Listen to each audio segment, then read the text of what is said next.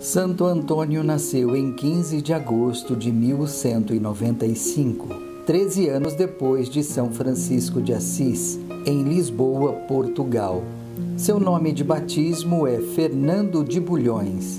Era filho de Martinho de Bulhões e Maria Teresa Taveira. Pertencia a uma das famílias mais proeminentes da cidade.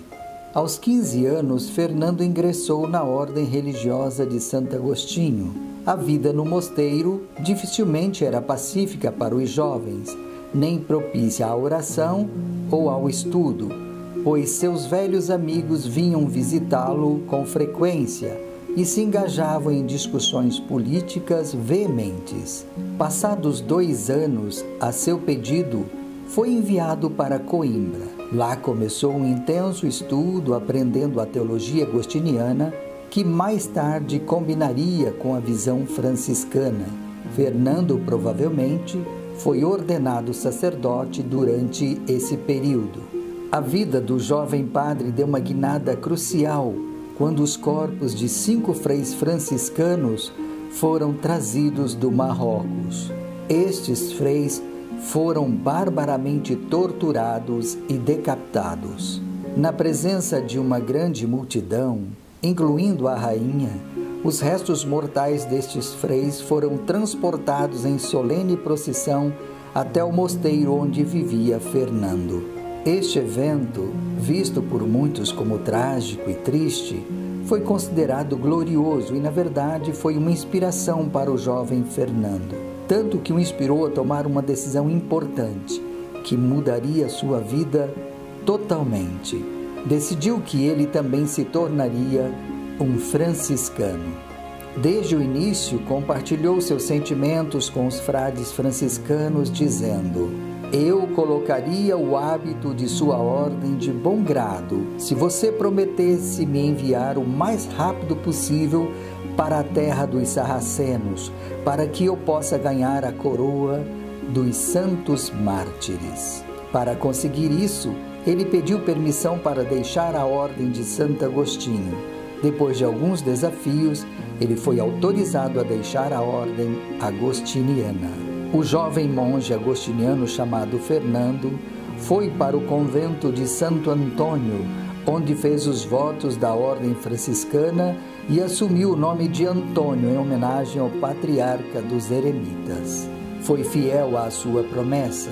Os franciscanos permitiram que Antônio fosse ao Marrocos para perseguir o que ele sentia ser seu chamado, ser uma testemunha de Cristo e também um mártir, se Deus assim o quisesse. Mas, como muitas vezes acontece, o presente que Antônio queria dar não era o presente que deveria ser pedido a ele. Enquanto estava no Marrocos, ele ficou gravemente doente e, após vários meses, percebeu que precisava voltar para casa. Durante a viagem de volta, o navio em que estava enfrentou tempestades e ventos fortes e foi levado para o leste através do Mediterrâneo. Eventualmente, o navio desembarcou na costa leste da Sicília. Os frades daquela região, embora não o conhecessem, o acolheram e começaram a cuidar dele até que se recuperasse. Ainda doente, Antônio queria assistir ao grande capítulo das Esteiras de Pentecostes, assim chamado porque 3.000 frades, não podendo serem alojados, dormiam em esteiras. Francisco de Assis estava lá e também estava doente. Como Antônio era essencialmente um visitante de fora da cidade, no convento da Sicília, não recebeu nenhuma tarefa durante o capítulo das esteiras, então pediu para encontrar-se com um superior provincial do norte da Itália. Disse ele: "Instrua-me na vida franciscana." Pediu sem mencionar sua formação teológica anterior. Quando o superior provincial concordou, Antônio ficou muito feliz. Agora, como Francisco, ele tinha sua primeira escolha, uma vida de reclusão e contemplação em um eremitério, um local retirado onde poderia dedicar-se à oração e à contemplação. Antônio foi recebido pela primeira vez por seu grande dom de pregar, o provincial sugeriu que um dos frades desse um sermão curto. Não havia voluntários imediatos entre o grupo, então Antônio foi convidado a falar pouco e de forma simples, já que ele provavelmente não tinha formação e na época tinha apenas 27 anos. Antônio, embora resistindo à oferta no início, finalmente começou a falar de uma maneira simples e ingênua. O fogo dentro dele tornou-se evidente. Seu conhecimento era inconfundível, mas foi a maneira apaixonada com que ele falou que realmente impressionou todos os presentes. Uma vez que seus talentos e conhecimentos foram expostos, sua vida tranquila de oração e penitência no eremitério foi trocada pela de um pregador público.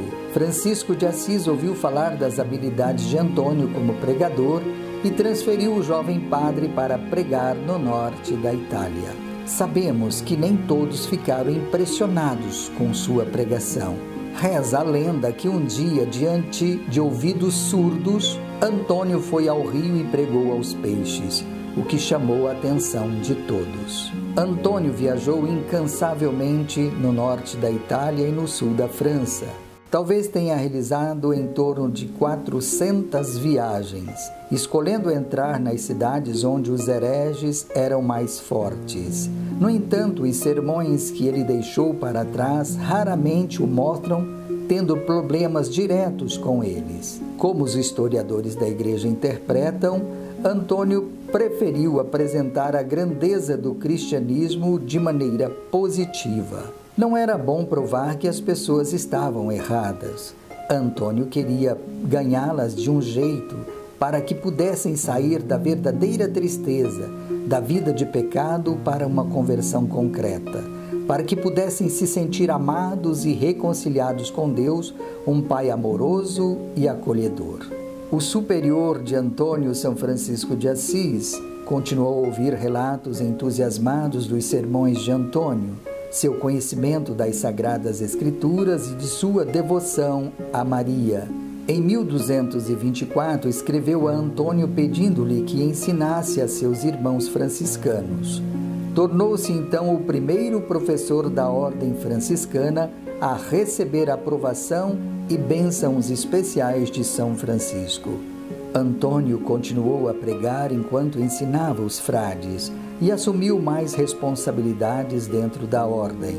Em 1226, foi nomeado superior provincial do norte da Itália, mas ainda encontrou tempo para a oração contemplativa em um pequeno eremitério.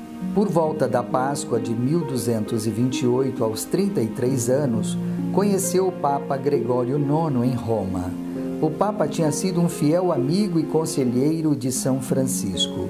Naturalmente, o famoso pregador Antônio foi convidado a falar pelo Papa. Ele fez isso humildemente, como sempre. A resposta foi tão grande que as pessoas mais tarde disseram que parecia que o milagre de Pentecostes havia se repetido.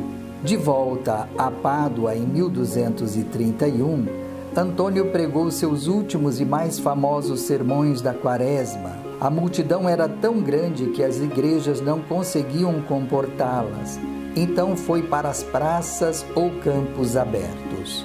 As pessoas esperavam até mesmo à noite para poder ouvi-lo. Havia outros irmãos da ordem que caminhavam com ele, pois era necessário protegê-lo das pessoas armadas com tesouras que queriam cortar um pedaço de seu hábito como relíquia. Depois da missa matinal e do sermão, Antônio ouvia confissões.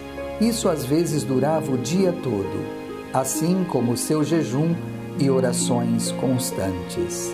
A grande energia despendida durante a Quaresma o deixava exausto. Se recolhia muitas vezes em uma pequena cidade perto de Pádua para descansar e se recuperar. Apesar de jovem ainda, seu corpo debilitado fez perceber que a morte estava se aproximando. Então quis retornar para Pádua, cidade pela qual tinha um grande carinho e que amava. A viagem em uma carroça o enfraqueceu tanto que teve que parar em Arcella. Totalmente enfraquecido, abençoou Pádua de onde estava, como Francisco abençoou Assis à distância. Durante sua vida e mesmo doente, escreveu uma série de sermões e exortações que hoje são documentos importantes para a Igreja. Em Arcela, recebeu os últimos sacramentos, cantou e rezou com os frades em seus últimos momentos. Quando um deles perguntou a Antônio o que ele estava olhando tão atentamente, respondeu: "Estou vendo o meu Senhor." Serenamente morreu em paz pouco tempo depois, no dia 13 de junho de 1231.